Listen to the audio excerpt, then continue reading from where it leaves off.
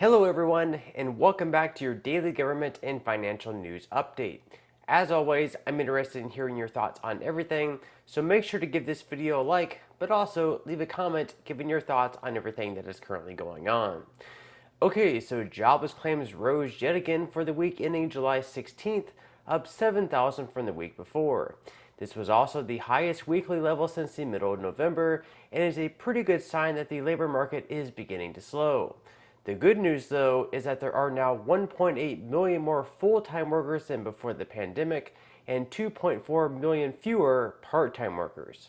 Of course, one could also argue that having much fewer part-time workers is also a bad thing.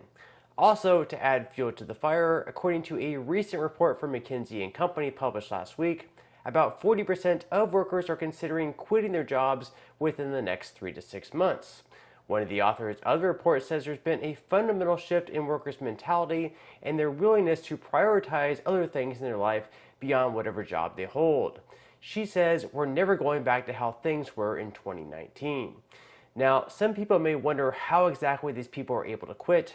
I mean, don't they have rent and other bills to pay? Well, according to the survey, about 48% of the people quitting are simply pursuing opportunities in other industries, especially if that means securing a higher paid role. And as far as the others go, they're taking an even bigger risk in choosing to start up their own business or pursue some other type of non-traditional employment.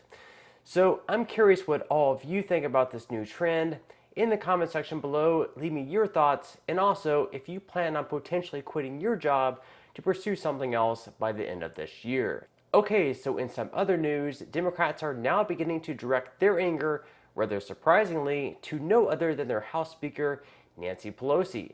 In a recent article by the Daily Beast, Dems are quietly trying to jam Pelosi on a bill that would ban stock trading, where Democrats hope to force the bill to hit the floor for a vote, of course, without the consent of their House Speaker. This is mostly due to the fact that Nancy and her husband Paul's spot-on stock trading record, whether it be their $1 million bet on Tesla right before President Biden signed an executive order that encourages the replacement of government vehicles with electric ones, betting $6 million on Microsoft right before, coincidentally, the government gives them a $10 billion contract, and now buying millions more in a chip company called NVIDIA just ahead of a vote on a chip manufacturing bill.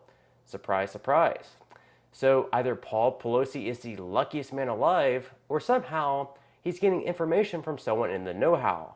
Could it be his wife is sharing info because, well, she's the House Speaker of Congress? No, I'm sure it's just luck. Now, when Nancy was asked about it, she got really defensive and stormed off.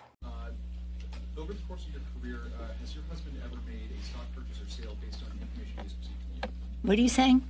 Over the course of your career, has your husband ever made a stock purchase or sale based on information he received from you? No, absolutely not. Okay. Thank you. Thank you. Even though Pelosi denies allegations of leaking insider trade information to her husband, former Democratic Representative Tulsi Gabbard isn't so convinced. Gabbard says the system is rigged. We'll see about that. But what we're seeing here, Jesse, is the same thing that I saw when I was in Congress, is this blatant corruption being exposed in broad daylight. The system is rigged. We have people in positions of power to pass legislation, to enact new policies. They can see, okay, hey, here's the industries or companies that will benefit from this. I'm going to go and make these investments, buy this stock or that stock, or have my husband or wife do it, and then make money in the process. I introduced legislation to ban this, to make it so that no member of Congress or their spouse or senior staffers, for that matter, would be able to conduct what is illegal, which is insider trading. But I think it's important also to look at this, especially in the environment that we're in right now. What is even more dangerous than what we're seeing here is that we have members of Congress who are investing in companies or industries that will benefit from a new Cold War or conflict, for example. And these are the very same people who are making the policies who have a vested interest in stoking those tensions and amping up this new Cold War, directly benefiting from it, and simultaneously undermining our actual national security for our country and the interests of the American people. This is happening right before our eyes. We, the American people, need to see it, recognize it, and bring about an end to this corruption. I couldn't agree more. You have congressmen and women making money off guns and butter. It's been happening for a long time. Now, before we move into news regarding stimulus checks, I thought I would mention that you don't need the surname of Pelosi to take advantage of receiving 6 free stocks and $5 worth of Bitcoin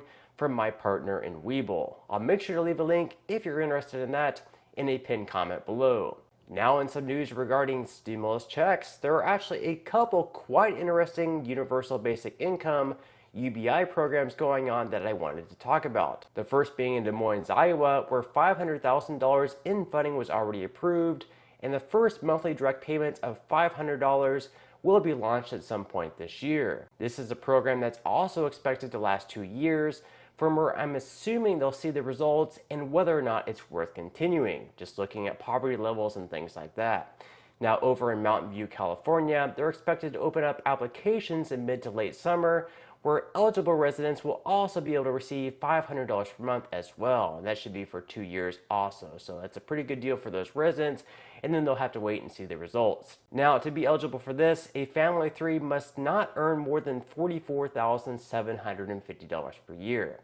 So I'm curious what all of you guys think about this. Do you believe that these programs could be helpful to lower income families?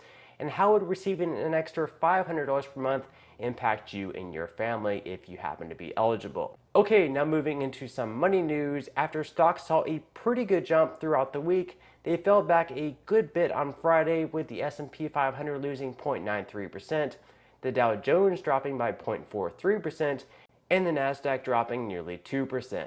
Still, since starting the first half of the year so poorly, all 3 indexes have seen some great gains to start the second half of the year.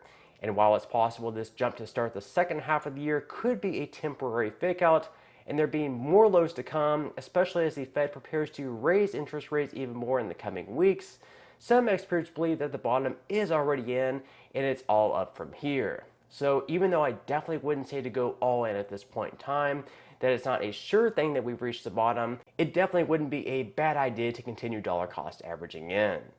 But on that note, I'm going to go ahead and wrap up this video. If you enjoyed the content in today's video and you would like to see more like it, I would encourage you to give this video a like, subscribe to my channel, and also make sure to ring the notification bell. That way you'll be the very first to be notified when I do release future videos. And until next time, I hope you have a wonderful day ahead, and I'll see you in the next video.